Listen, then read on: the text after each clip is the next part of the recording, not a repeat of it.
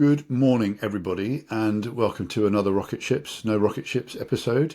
Um, Before we start, welcome to my friend, I'm going to call him a friend, Grant Coleman. He's going to introduce himself in a minute. And thank you to our clients, Patchworks, for sponsoring this episode of the newsletter and just being all round good eggs. Right, Grant Coleman, introduce yourself. Thank you, Jamie. So yeah, Grant Coleman. I'm the Chief Revenue Officer of Uberall after what is now 16-year career in SaaS, of which 14 and a half of those have been in varying degrees of leadership roles. So long time SaaS, MarTech mostly leader. Thank you for having me on. And thank you. Now, I say we're a friend. You're a friend, but you were a client. We met when you were at Emarsys, and we did some work together at Emarsys, and that was great fun, right? You were part. We were sort of we contributed probably a very little bit to the sort of latter stages of Emarsys before it was sold, and watched you guys come out of the end of that. Yeah, I think just to make it kind of clear, I think what it was is as we were trying to build ourselves into something with a little bit more authority, that's when working with Commerce Futures really made the difference, right? So we started to go from let's go to exhibitions to how do we own an event strategy and how do we talk in the market with authority, and that is often smarter to partner on, and that can be partnering with other technology companies that in a tangential space, so it kind of makes sense in the story, or partnering with somebody who already has the community. And obviously you have a pretty high bar about who you let in. So once you were convinced that we were the right organization to work with, not just somebody with money to spend, then getting access to that community in a kind of different ways. It's not about rushing to get pipeline. It's about building authority, building credibility, and that's when we use you. And it was a lot of fun and has been a lot of fun. That's great, and thanks for the free ad. Right, so three questions. So we're going to talk about the CRO role because you are unusually quite long term in a single CRO role, and my understanding is they last 18 months typically. So I want to ask you about that. I'm going to ask you about making the wrong choice of gig, because the gig after Emarsys was, well, SAP Emarsys, by both of our conversations at the time, was possibly the wrong gig. And then kind of the idea, the our subject is kind of managing huge numbers of people, because that's what you really do now. Let's talk about that a bit as well. So start with the CRO. So first of all, how do you make a CRO role last longer than 18 months? How do you make it work? Complicated question. And this is where it's a combination of choosing the right company. It's not just who you are as a person and who I am as a CRO that makes a difference. It's the marriage between who I am and what the company I work for is as a culture and what problems it's looking to solve. And luckily, I've been able to partner with companies in the main where you kind of build towards a long time vision or mission of where you're trying to get to. And you're adapting to kind of what needs to be done at different points in time. So I think what has made me successful is one, finding the right leadership team to work alongside, good communication skills up and down. So being somebody that continues to get the support from the organization they serve, as well as with the peer group and the CEO or founder that you work with, making sure that they remain confident, which is often a story of constant communication, really clear about what you're doing, how it's working, what's not working as well, and owning what isn't working and that where you are in a strategy. This is what served me, I think, because it hasn't always been a CRO role I've been in, but the growth and promotion path that I've been on in various companies that gives the tenure is really because of that. You just earn the confidence, not because you hit every number, but because you're clear about what you're working on, what's working, what needs to be done next, and the help that you need from the business. And I think that is really kind of the essence of what it is. And of course, there's a few other things to think about as well. If you're working at an organization that just isn't successful because of other factors like product market fit, where are they on the journey? Are they scaling up? I think I've established by now that my best place to be is in a scale up rather than a startup. and or being at a large enterprise blue chip company that doesn't suit kind of where my strengths are either. But that scale up, i.e., they know they have something they can sell. They've got a client base. They've got to go to market. They're trying to grow internationally. Like these types of problems, the problems of scale, are the ones I'm suited to solve best. So I think once you understand enough about yourself and where you're confident and competent, you marry that to the challenges and the culture of the company that you're joining. That's where tenure is built. And of course, that actually is where you can actually point to a difference that you've made, because a year and 18 months, really it was never been successful in that period, right? So you don't want to be in a situation like that. So that's what I believe has driven the success, and at least it's what's made me happy, and some of the feedback I've got from founders that I've worked with and such. It's like that's why they've been able to tap me on the shoulder when they needed the next thing done and the next level of responsibility. So that probably. And I wonder whether some of it's got to do with what you do in the first 2 or 3 months, right? Because the first time, I mean, I was a disastrously unsuccessful sales and marketing director when I had a job about 25 years ago. And I always felt like part of it was because I lied quite early on, right? I didn't absolutely tell the truth about the problems we were going to experience, etc., etc. The way that we started wasn't entirely truthful from the relatively early on. I don't know. Is there something in those first few months where you really have to you have to behave in a particular way? Because otherwise, I suppose it all kind of starts to it becomes unbalanced, right? Yeah, I think what I would say, because normally at the beginning of any new gig, you're going to work an outsized number of hours and you're going to be crazy stressed. So it's not just how much time you work, it's how you feel while you're working, because the magnifying glass is on you. Somebody's put their neck out on the line, and or by committee have decided they're going to hire you. Probably weren't the only one in the mix. There would have been differences of opinions about whether you were the right person versus another candidate. All these things when you come in.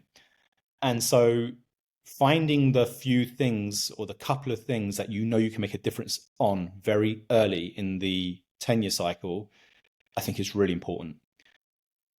And it depends on who obviously hired you. When you're working for a founder CEO, this is a really high risk thing. When you're working for a professional CEO, it's a bit different. They will stay very analytical about it.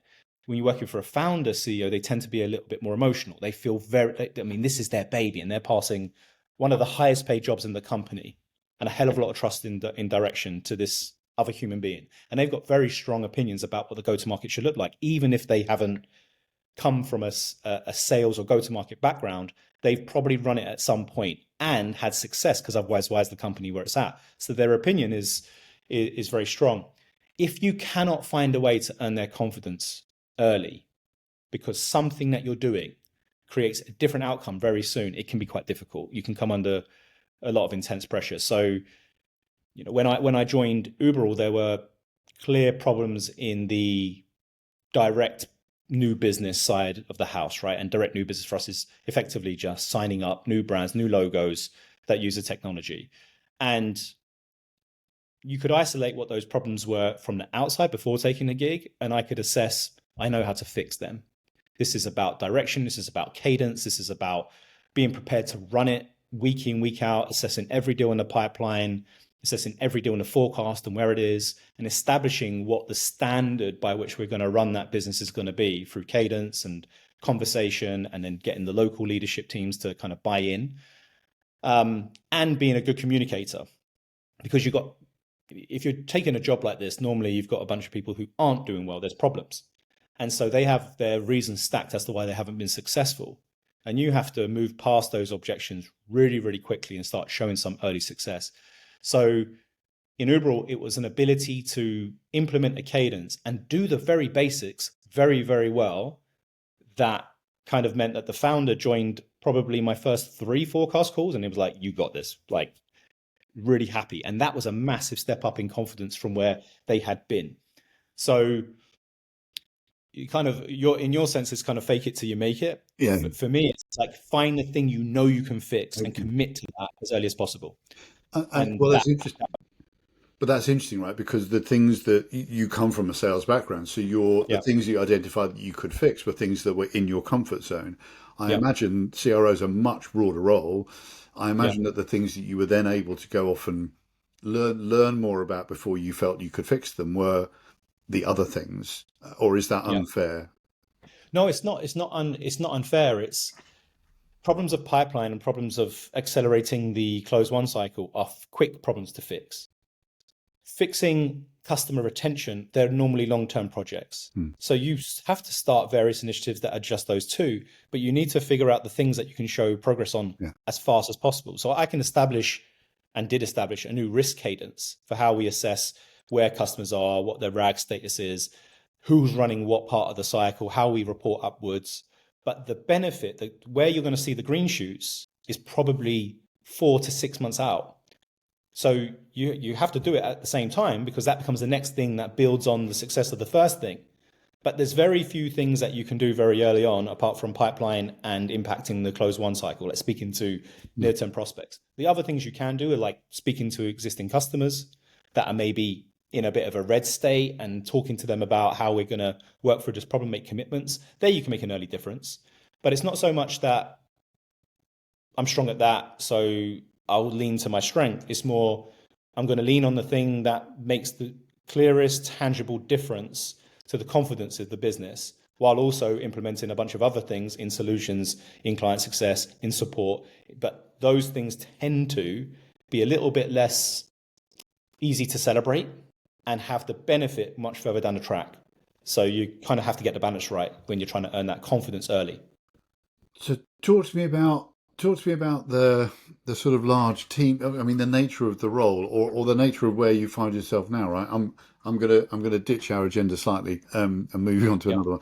So the nature of the role is managing huge numbers of people, isn't it? You're yeah, managing retention, new biz, but marketing. You're managing lots and lots of functions and lots of that must just. I think I read something you wrote ages ago about the number of one-to-ones, the numbers of yeah. the numbers of repetitive calls that you have to get used to having Yeah. every week, every day. How how do you make that work? How do you make managing really large teams of people work? You got to know yourself, right? This is not just about what to do, it's about enjoying what you do. Now, you're right. I do basically the same things week in, week out. And if it becomes monotonous because you do those things week in, week out, and it feels like the same thing because you're looking for that 0.5% improvement or something small to point at, and it's the collection of the small things that make a difference. Don't do a job like a CRO. It's too much context switching, too many different things to worry about, too much repetitive cadence. But I enjoy it. So I remember having a conversation with the founder, one of the co-founders of Emarsys about this, and he literally said the very same thing to me. Like, the reason that we bring people like you in is because I can't give a damn about managing each individual in my team at this level and looking at all their strengths and weaknesses and figuring out how to coach them individually and find the best. That makes me want to kill myself. I always want to think about the next thing we're not doing. And like, the shiny new object is the thing that keeps typically founders and those kind of really innovative and entrepreneurial people kind of happy and engaged, not the operational leadership. So, which is again part of the reason I'm good at scale up, is because getting to that next level of scale is operational leadership. It really is. It's about the tiny things, getting tiny amounts better. But over 52 weeks, if you get fraction percentage better, then the idea you're going to grow by 15, 20, 25% year over year at a scaled size becomes in view. So you have to be motivated by doing this. And my team went from sales teams to sales and success team at a regional level to then inclusion of the solutions team at a larger revenue scale. Then it became an MD. So all of a sudden you're dealing with HR issues and they occupy some of your time and finance. Then it became an EMEA leadership role, 400 people at Emarsys. That was, the first time that doubled my team size when I went from kind of regional within EMEA to the whole of EMEA at Emarsys. And say like BDRs, so lead generation, sales, implementation, support, onboarding, training, revenue operations, partnerships, account management, which is like the kind of growing your existing client base, the new business aspect of the existing client base, the managers for all those different teams, the regional differences and creation that you need to worry about, the language skills that you need. I don't know, something in that kind of size of scale that gets me excited, like building the right team and watching as you add the right people with the right mindset to the organization, you start getting that multiplying effect. That's what actually gets me going. It isn't the big things, it's the small things. You only get to really celebrate the big thing when you look back after the end of the year. So it's once a year that you get to celebrate the kind of the big impact, and everything else is actually that you get enjoyment from knowing that you're making really small incremental progress about a whole load of small things. And then the context switching is not so important because you don't have to be an expert in everybody's discipline. You need to create a team of leaders that are the experts and then help you with the different scale. What I'm really good at is helping people solve problems, and they're mostly people problems. I.e., if people worked much more effectively at an individual level, then the multiplying effect of everybody working better is the outcome. It's not what they do.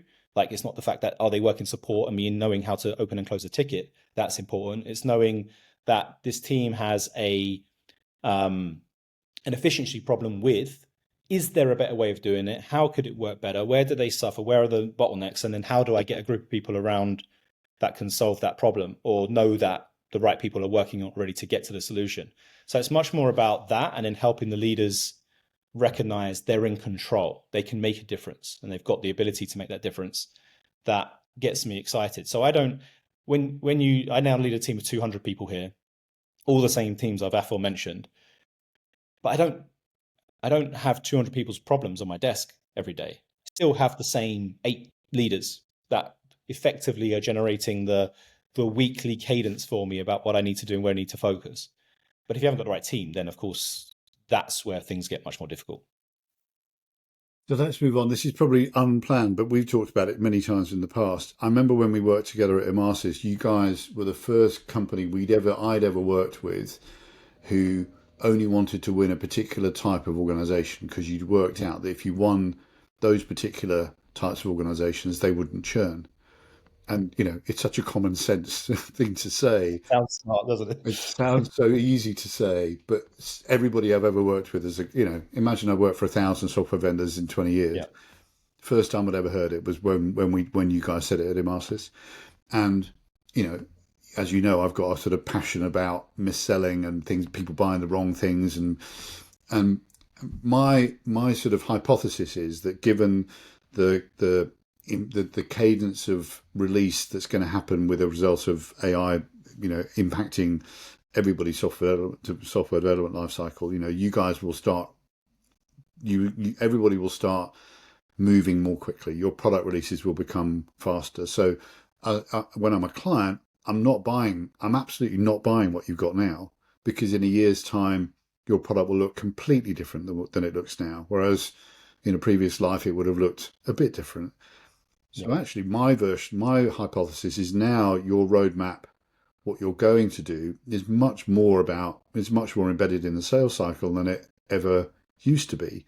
Your journey, your vision is absolutely what I need to be buying into, and therefore it needs to be much more real. I don't know. Talk to me about that. Am I wrong? And if I'm not wrong, how do you deal with that, given what you're trying to do in the business, in the role you're in now? Yeah, I mean, look, you know a lot about me on a personal level and the way I build my teams. Like, sell what you do well, celebrate the success that you definitely can deliver, get people that are referenceable and willing to say, you did generate that success for me and here's what mattered, and build from there. Don't build around what you can't do or you don't really do well and over engineer a story. But AI changes the dynamic. And we've already found a way to weave that into our sales cycle, which is, let me show you last year's roadmap. So for a new prospect, when they want to see roadmap, it's not what we plan to do, it's the credibility that we can deliver against it that's going to earn the outcome. Now, we can go back to last year's roadmap presentation at the same time, this type of time of the year, I think probably it's the end of November, beginning of December, that gets isolated. Here's what we plan to do. Now, no roadmap survives beyond 6 months in its entirety, because once you get past 2 quarterly cycles, you're now talking about, we think this will be the next thing to do. But you can still go back and say, okay, this is what we plan to do. This is how we delivered. And this is the other stuff that we then did that wasn't even on that. And that, at this point in time, is a really impressive list of features, functionalities, and reimagining of workflows. These are great things to talk about, because then you can really lay that groundwork. And I don't know that many of my peers in the rest of the industry are thinking about showing. They're typically just getting the product team to come and show the roadmap, but they're not thinking about the step that's required to say, and just so we understand that we can credibly argue this, or let me show you what we promised to do last year and what we delivered, which is in most cases, especially for the last year, more than you ever set out to achieve. Because what you thought you could do on January 1st this year and what you could do by June has changed dramatically. And so the acceleration is really there. So I think you've got to be able to not just talk about the vision, you've got to talk about what you've delivered on previously. So, I mean, to the point where some of my pitches now, some of the bigger pitches that we're on, where we know that people are making a 3-year decision, maybe even a 5-year decision in some cases because of their relative size, our pitch team will often have our CEO at the beginning to talk about decisions he's made 2 years ago and how they've set us up for success against building against a roadmap now, which is really well appreciated. Like, he's not selling anything of what I've done and why I did it, where we were then, what we saw was happening, how we acted first. So that is a massive part of an credibility. But you're right, people aren't buying what you can do now. They need to know where it's going to go, and you also need to understand the organization's appetite for innovation, especially in Europe, where kind of what people are prepared to take on from an AI standpoint is very varied. Yeah. So you may be talking about a roadmap that they've got no interest of going anywhere near at this point in time. You know, there's a lot of people asking to turn all these features off in countries like France, some parts of Germany, or certain verticals where it's just like, nah, not yet. Not ever. I think they all understand there's going to be a time, but what they don't understand fully yet, they're not willing to engage with. So you've got to get the balance right. That's really interesting. Thanks for that. And I couldn't agree more. I think, trust based on what we have done. Yeah. Bring it on. And then talk to me about customer user groups, advisory groups, all that sort of stuff. Right? I hear loads of rumblings in the market nowadays about people bringing them back. They sort of went away for a long time. I was never really quite sure why. Although, I mean, I think user groups were typically full of people with loud voices who complained a lot. So maybe that's why they all turned them all off. But talk to me about your view of that, the use or not, or the part that now plays moving forward, because that's another sort of interesting part of this, right? I think they lost energy. I think they lost energy because of COVID, and they didn't establish themselves post-COVID because it wasn't the way the world opened up wasn't unilateral. So if you had a global client base, the way that the customer could engage with whatever it was that you were giving was not the same. And in that confusion or kind of fear, are we doing the right things for the right people? Just stop it for a minute. Let's all kind of reevaluate. But we're talking about ways to bring it back, but we're talking about ways to bring back customer like advisory boards or partner advisory as well for us, around other key events or around, we work as a horizontal layer between the client and the big search platforms. So we assist in the outcome there. So they're trying to influence outcomes of our tools for better results in ChatGPT, in Google, in Bing, in Yahoo, on sat-nav systems. So you kind of also need to make sure that what it is that you're providing isn't just, we want to have a conversation with you about Uberall. It needs to involve more of the ecosystem, I think, if it's going to, that's the evolution of the customer advisory board. It's us plus here's Apple, here's Google, or something in our world. And I think it extends the same. I mean, if you work as a small MarTech vendor trying to, do something like basket recovery in e-commerce, so a banner basket recovery or something like that, so you capture more sessions, then just having a customer advisory board just on that probably isn't big enough. No. But if you can get your main commerce partner, commerce tool, Shopify, Magento or Adobe Commerce, whatever it is, to engage in that session.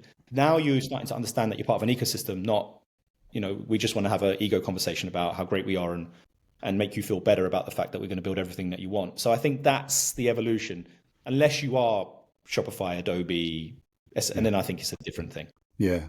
Whereas actually, because you're right in the middle of that, well, you're in the discovery market, and discovery, Yeah. as we both know, is, imploding, exploding, doing something, doing everything, Moving. moving, The pendulum moving. is swinging.